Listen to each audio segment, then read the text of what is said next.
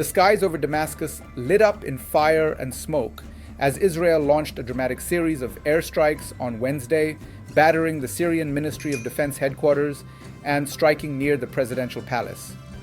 It was a stark escalation on yet another military front in the region, a direct answer to the spiraling violence in the southern city of Suwaida. For Israel, these strikes were not just warnings, but an unambiguous message: withdraw your troops from the south or face more devastating blows.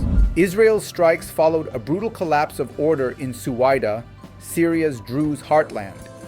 What began as local kidnappings between Bedouin tribes and Druze militias rapidly spiraled into open warfare, with government forces storming in. The truce the Syrian Interior Ministry hastily announced fell apart within hours. Reports from the ground describe chaos.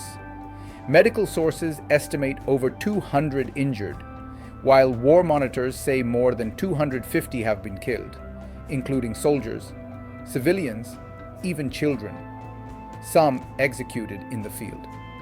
The city's residents fled through government-opened safe corridors as fighting raged. Israeli leaders claim the intervention was meant to protect Syria's Druze minority, which they see as a natural ally, even as Druze leaders in Syria themselves have rejected foreign intervention in the past.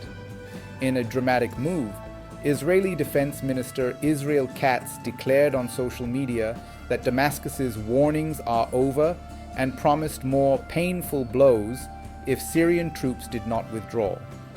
Footage broadcast worldwide showed 4 massive explosions at the military HQ, followed by another strike near the presidential palace, plumes of smoke billowing across Damascus. Meanwhile, the fighting in Suwaida has exposed deep fractures in Syria's post-Assad landscape.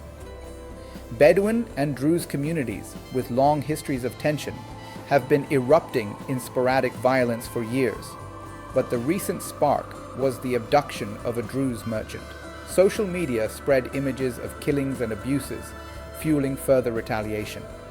Druze militias, battle-hardened from the civil war, have split over whether to integrate with the new government. Local leaders, like Sheikh Youssef Jarboe, tried to enforce ceasefires and reassert state control, but were powerless as government troops clashed with local fighters in the city's narrow streets. Israel's involvement, however, is far from altruistic. Analysts argue that Israel's strikes are less about saving Druze lives than about enforcing a demilitarized buffer on its border. The Israeli military reportedly struck nearly 160 targets in Syria since Tuesday night, most of them in Suwaida, targeting convoys and troop movements. Israel's leadership wants Syrian forces out of the south to avoid any new threat, whether from the weakened regime in Damascus or local militias they cannot control. The new Syrian government under President Ahmed al-Sharaa has condemned the Israeli attacks as flagrant violations of international law. Since Bashar al-Assad's fall, this new government has promised inclusivity, but critics say it has failed to deliver real power sharing, especially to minorities like the Druze. While the United States recently revoked its terrorist designation of Hayat Tahrir al-Sham, the powerful Islamist group now part of the new ruling coalition, Israel dismisses the new authorities as extremists and refuses any reset in relations. Instead, the bombardment suggests Israel intends to preserve its military dominance and keep Syria fragmented and weak. As the dust settles over Damascus and Suwaida, ordinary Syrians are once again left to count the dead and bury the victims of a conflict that shows no sign of ending. Ceasefires are signed, then broken in hours. International powers debate Syria's future while bombs rain down, and for the people of Suwaida, hopes for safety and stability lie in ruins, casualties of regional power games, and decades of unhealed wounds.